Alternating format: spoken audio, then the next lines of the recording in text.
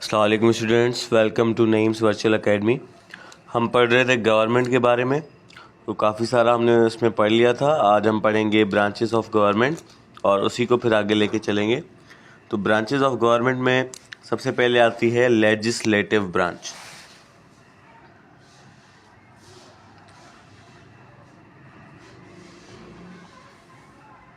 ठीक है ये हो गई आपकी लेजिस्लेटिव ब्रांच। अब ये क्या होती है? ये लेजिस्लेटिव ब्रांच के अंदर जो है बायकैमरल पार्लियामेंट होती है। इसके अंदर क्या होती है? बायकैमरल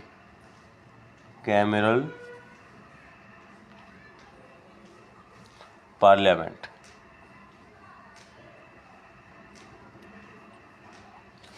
अब ये जो लफ्ज़ है बायकैमरल, बायकैमरल का मतलब होता है जिसके दो चैम्बर्स हों, हैविंग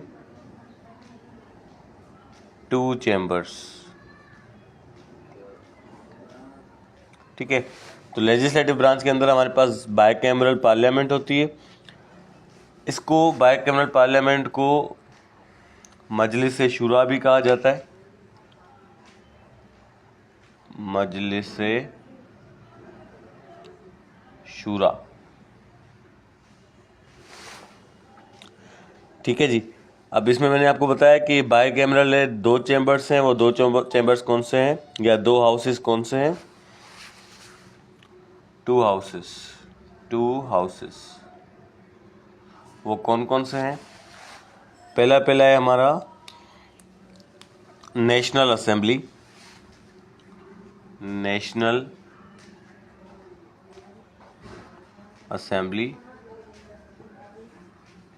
ठीक है, नेशनल असेंबली का दूसरा नाम है लोअर हाउस। दूसरा हाउस इसका कौन सा है? सेनेट। इसको कहते हैं अपर हाउस।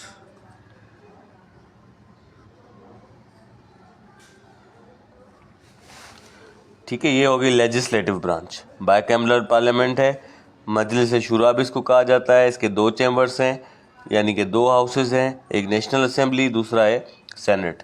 नेशनल असेंबली को लोअर हाउस भी कहते हैं, सेनेट को अपर हाउस कहते हैं। ठीक है, दूसरी जो है इसकी वो है एग्जीक्यूटिव ब्रांच।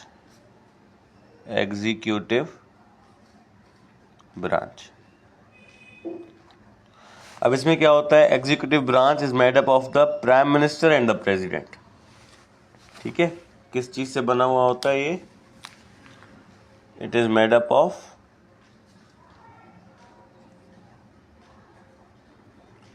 प्राइम मिनिस्टर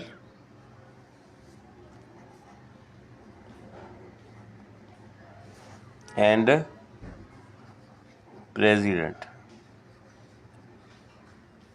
ठीक है, प्राइम मिनिस्टर जो है वो हेड ऑफ गवर्नमेंट होता है in Pakistan. Prime minister is head of government in Pakistan. ठीक है जी। और जो प्रेसिडेंट होता है, प्रेसिडेंट मैंने आपको पहले भी बताया था, ये सेरेमोनियल हेड होता है। ठीक है,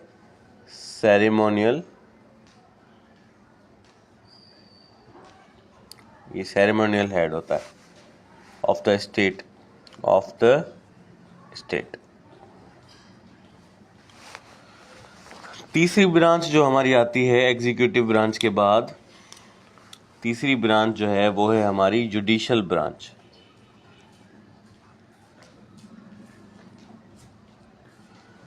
अब इसके नाम से ही आप समझ गए होंगे कि जुडिशल ब्रांच में क्या होता है।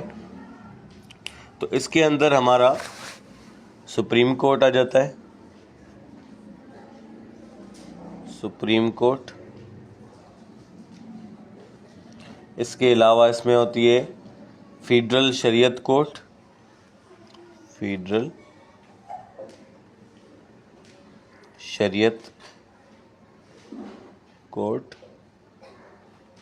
और प्रोविंशियल हाई कोर्ट सारी इसके अंदर आ जाती हैं। प्रोविंशियल हाई कोर्ट्स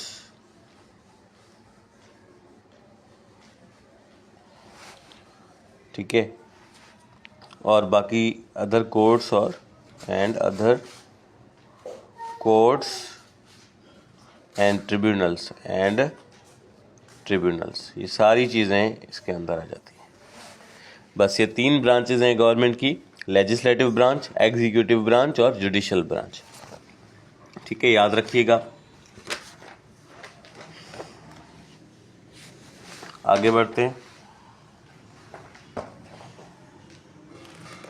अब हम पढ़ेंगे नेशनल असेंबली ऑफ पाकिस्तान। इसके अंदर हमने पढ़ी ना कि भाई इसके 2 हाउसेज होते हैं, एक नेशनल असेंबली होता है, दूसरा सेनेट होता है। तो अब पर हम पढ़ते हैं नेशनल असेंबली के बारे में। National assembly of Pakistan.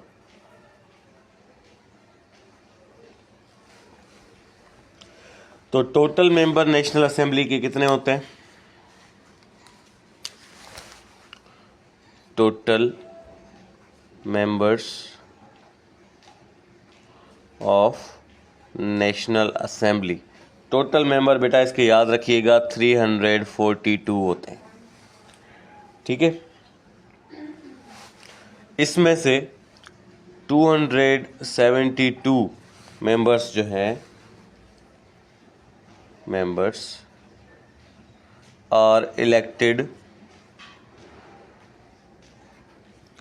for a 5-year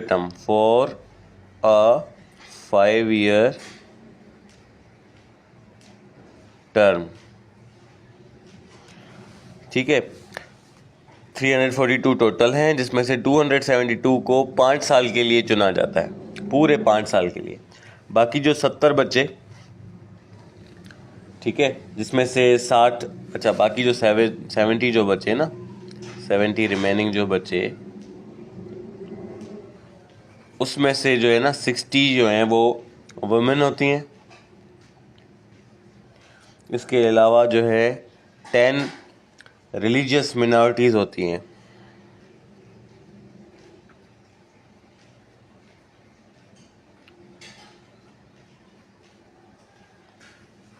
ठीक है, ये जो है सिलेक्ट किए जाते हैं by political parties in proportion to the seats won by them in elections. अब जितनी ज़्यादा सीट्स जो पार्टी जीतेगी इस 70 में से, 70 में से, उतना ज़्यादा रेशो उनको मिलेगा। ठीक है, समझ में आ गई बात। 272 जो हैं वो 5 साल के लिए इलेक्ट किए जाते हैं। इनको वोट देके जो है लोग खुद इलेक्ट करते हैं। बाकी जो हमारे 70 बचे, वो 70 को पार्टीज़ खुद जो है वो चूज़ करती हैं according to the ratio they got the seats won by them in elections. ठीक है, ये हो गई आपकी नेशनल असेंबली। याद रखिएगा कि कितने उसके टोटल मेंबर होते हैं और कितने 5-year टर्म के लिए होते हैं। आगे बढ़ते हैं।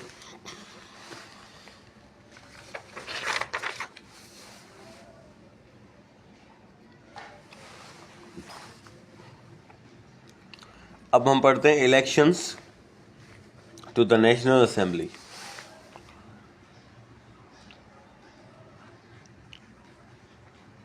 Elections to the national assembly.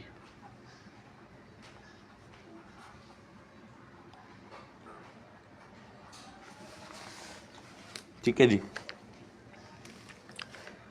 Political parties take part in the elections. सबसे पहली बात कि भाई पॉलिटिकल पार्टीज जो होती हैं वो इलेक्शन में हिस्सा लेती हैं, take part in the election. ठीक है, candidates for election in different constituencies are selected by political parties. अब पॉलिटिकल पार्टीज ही डिसाइड करती हैं कि हमें किसको टिकट देनी है, किसको सिलेक्ट करना है कि वो इलेक्शन लड़े। On the day of the election all voters vote for the candidate of their choice in the constituency. फिर जो वोटर्स होते हैं वो कैंडिडेट को वोट करते हैं कि भाई ये हमारे चॉइस का है, हम इसको वोट करेंगे। After the elections the votes are counted उसके इलेक्शन के बाद वोट को काउंट किया जाता है। The candidate with majority votes is elected and become a member of national assembly MNA। अब जो कैंडिडेट जीत जाता है, द विनर कैंडिडेट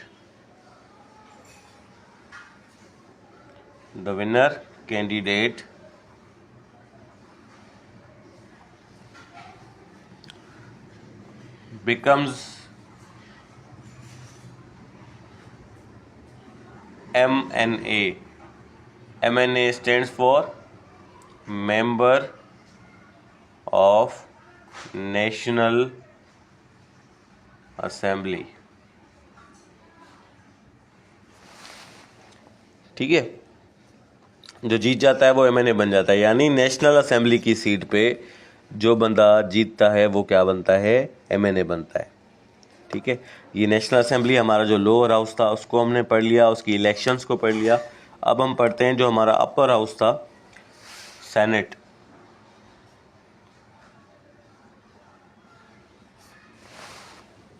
ठीक है जी, अब सेनेट के कितने मेंबर होते हैं टोटल? द सेनेट हैज़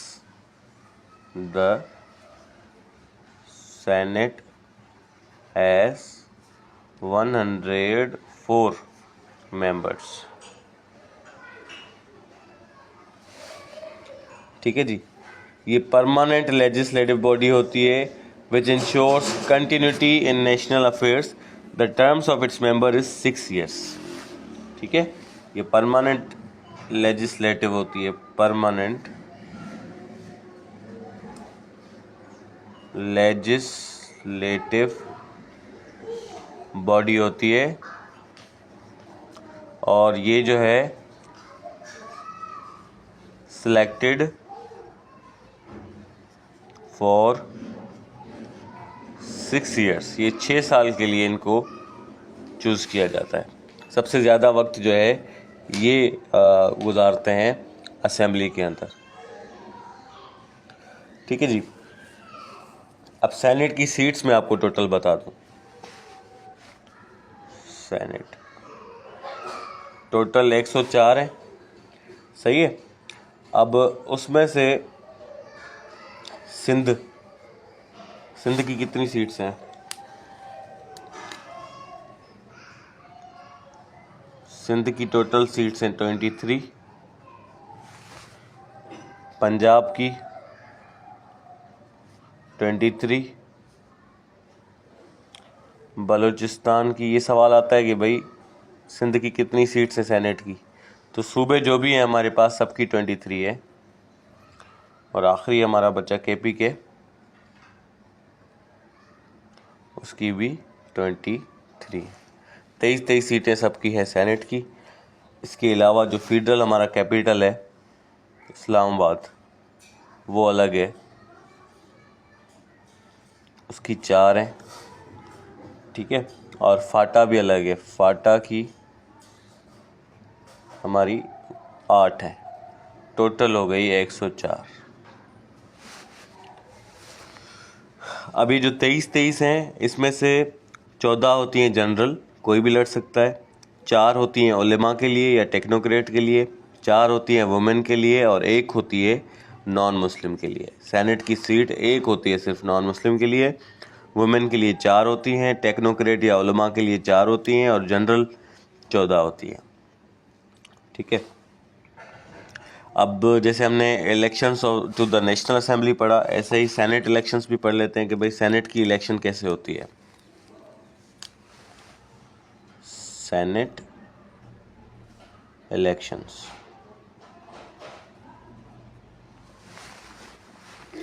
अब इसमें बताया जा रहा है कि each of the 4 provincial assemblies elects 23 member of the senate. अब हमारे पास प्रोविंशियल असेंबलीज है ना, जैसे Sindh assembly, Punjab assembly, Balochistan assembly, KP की असेंबली। तो वो जो 4 प्रोविंशियल असेंबलीज़ हैं उसमें से वही जो हैं उन्हीं के मेंबर्स जो हैं 23 मेंबर्स सेलेक्ट करते हैं सेनेट को। ठीक है, provincial assemblies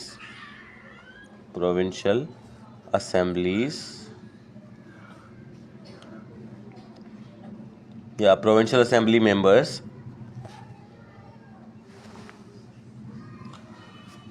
elect 23 members of Senate। यहाँ पे ईच लगा देते हैं, ठीक है।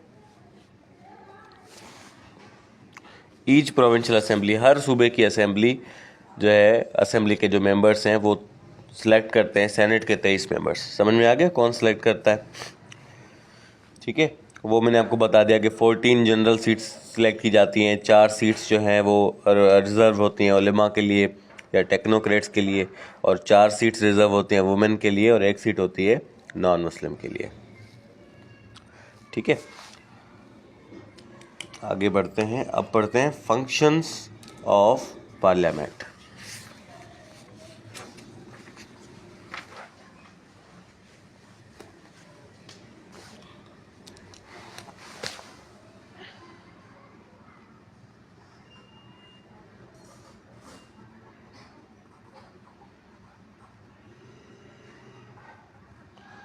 पार्लियामेंट के अंदर तो दोनों आ गए ना, लोअर हाउस भी आ गया, अपर हाउस भी आ गया, यानी नेशनल असेंबली भी आ गई और सेनेट भी आ गई।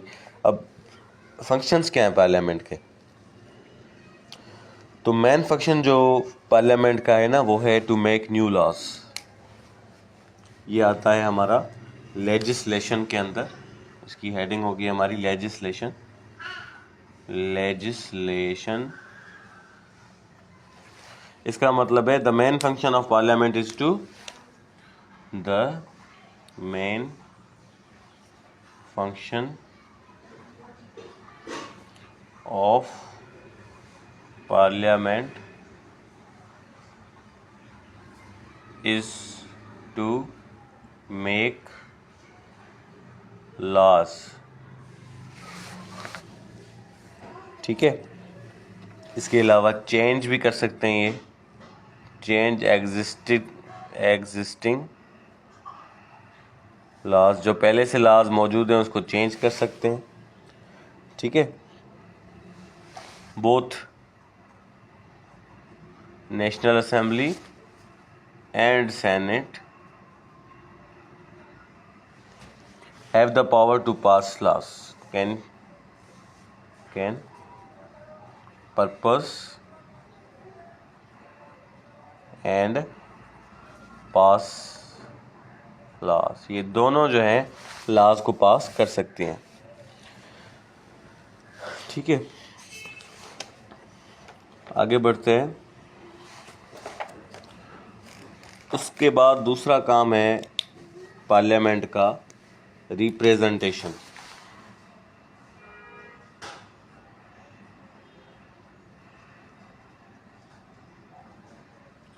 रिप्रेजेंटेशन का मतलब है रिप्रेजेंट करना, ठीक है। Members of the National Assembly serve as a link between the government and the people. They are the representative of the people and their main responsibility is to act on behalf of the people. अब जो members हैं, members of National Assembly, जो National Assembly के members हैं वो क्या करते हैं, वो सर्व करते हैं as a link between government and the people। अब जो लोग इनको सिलेक्ट करते हैं, जो लोग इनको वोट देते हैं, ये उनको रिप्रेजेंट करते हैं, और गवर्नमेंट और लोगों के दरमियान ये लिंक होते हैं, और लोगों के मसाइल थ्रू द गवर्नमेंट ये सॉल्व करवाते हैं, ठीक है। दे रिप्रेजेंट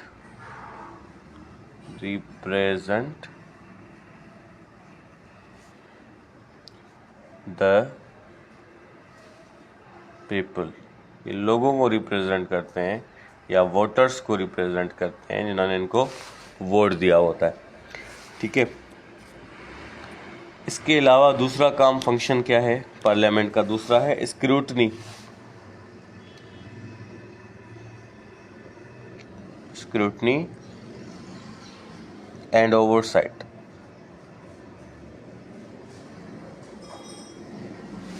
इसका क्या मतलब होता है कि assemblies check executive power so the government is made responsible and accountable. ये एग्जीक्यूटिव पावर को चेक करते हैं। एग्जीक्यूटिव पावर आपको पता है कि प्राइम मिनिस्टर होता है, ठीक है। ये उसको देखते हैं कि भाई वो सही काम कर रहा है या नहीं कर रहा, उससे सवाल पूछते हैं। ये assemblies check the executive power. Executive power मैंने आपको बताई थी, ये प्राइम मिनिस्टर एंड प्रेसिडेंट आ जाते हैं इसमें। Executive power so that government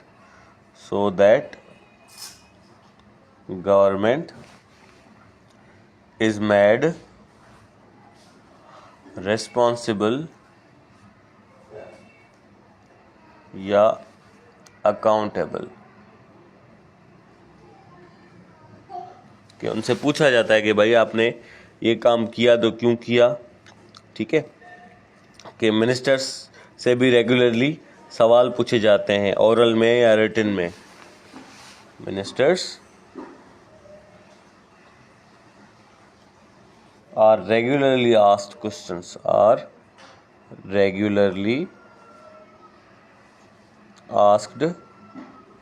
questions. अब जो मेंबर होते हैं नेशनल असेंबली के, उनमें से जो लोग एज अ मिनिस्टर चूज होते हैं, उनसे रोज़ाना सवाल पूछे जाते हैं, ओरल में भी रिटन फॉर्म में भी, ठीक है। By the opposition. अब अपोजिशन क्या होती है? एक पार्टी ऐसी होती है जिसकी हुकूमत बनी हुई होती है, ठीक है। मिसाल के तौर पे इस वक्त नून लीग की हुकूमत है। अब एक पार्टी ऐसी होगी जिसकी हुकूमत नहीं बनी हुई होगी, तो उसके जो मेंबर होंगे नेशनल असेंबली के, वो एज अ अपोजिशन काम करते हैं, जैसे पीटीआई अपोजिशन में है, ठीक है। तो स्क्रूटनी एंड ओवरसाइट का मतलब ये है कि जो असेंबली मेंबर्स हैं वो एग्जीक्यूटिव पावर से पूछते हैं कि आपने क्या क्या काम किया है इस मुल्क के लिए, और कौन से काम नहीं किए, वो क्यों नहीं किए, ये सारे सवाल होते हैं। उनसे रिस्पॉन्सिबिलिटीज़ उनको बताई जाती हैं, उनको अकाउंटेबल ठहराया जाता है, और जो मिनिस्टर्स हैं उनसे रेगुलरली सवाल पूछे जाते हैं बाय द अपोजिशन, ठीक है। उसके अलावा अब यहाँ पे ये हमारी कहानी हो गई ख़त्म। ये फंक्शंस ऑफ पार्लियामेंट हमारे यहाँ पे ख़त्म हो गए।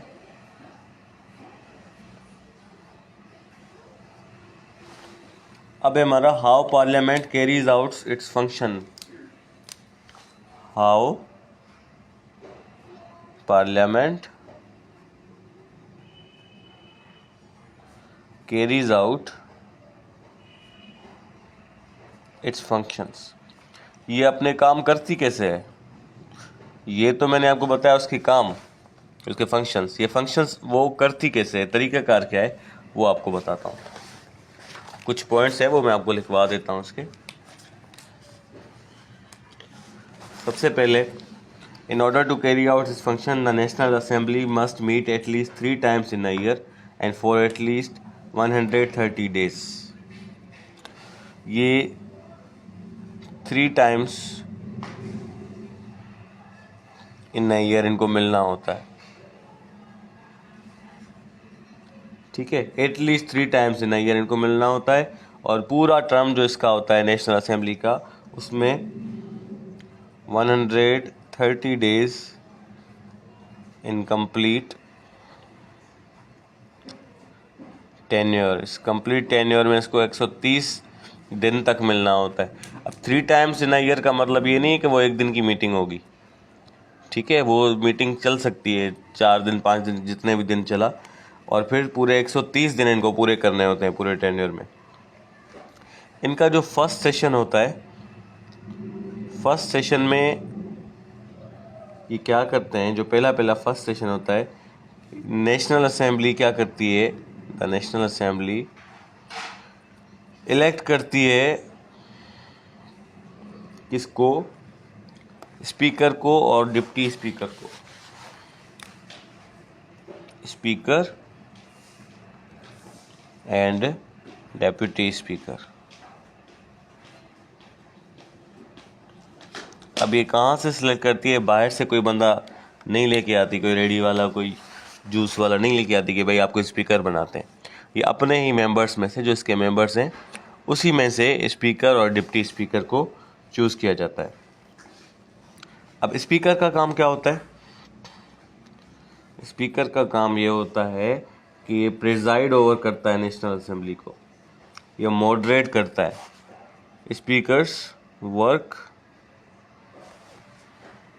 is to moderate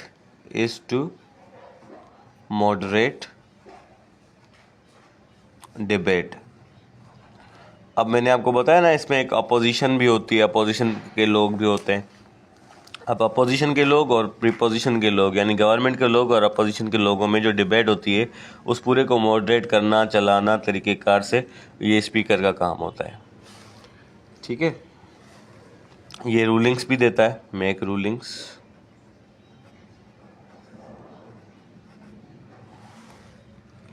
ठीक है, और उसके अलावा and also announce the result of the vote. अब ये बहुत बड़ी इंपॉर्टेंट बात है, ये मैं आपको समझाऊं। अब स्पीकर अनाउंस करता है वोट्स का। कौन से वोट? मिसाल के तौर पे हमारे असेंबली के अंदर सेनेट के इलेक्शन होते हैं, तो वो सेनेट का जो रिज़ल्ट आता है कि भाई कौन सेनेटर बना, ये स्पीकर अनाउंस करता है। कोई भी अगर नया कानून लाया जाता है तो कुछ लोग उस कानून के हक़ में होते हैं कि हाँ भाई ये कानून होना चाहिए, कुछ लोग उसके हक़ में नहीं होते, वो कहते हैं ये कानून नहीं होना चाहिए। तो वो कितने वोट उसके हक़ में आए, कितने वोट उसके हक़ में नहीं आए, ये पूरा रिज़ल्ट भी स्पीकर अनाउंस करता है। ठीक है, अच्छा, स्पीकर को जो है ना, speaker must be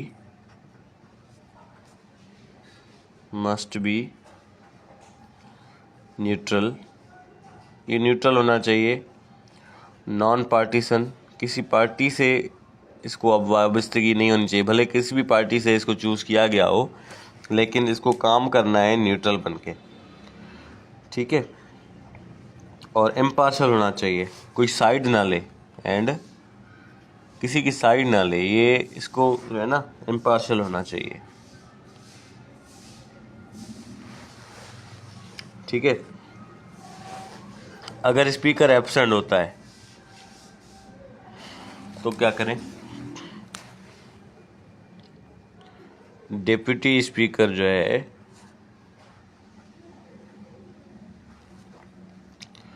tax charge of speaker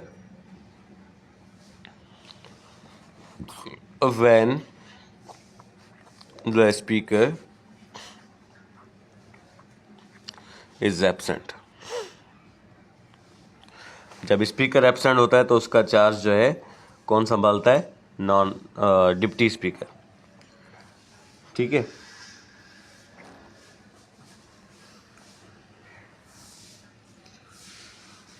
अच्छा, जो मैंने आपको सेनेट बताया था ना, सेनेट के अंदर भी एक चेयरमैन होता है और डिप्टी चेयरमैन भी होता है। सेनेट अपना जो है एक चेयरमैन चूज़ करती है और एक डिप्टी चेयरमैन चूज़ करती है, जो कि 3 साल के लिए चूज़ किए जाते हैं। नेशनल असेंबली के अंदर और सेनेट के अंदर, दोनों के अंदर स्टैंडिंग कमेटी भी होती है। ठीक है, वो सारे बिल्स वगैरह जो हैं वो देखते हैं, रिप्रेजेंट करते हैं सेनेट के अंदर।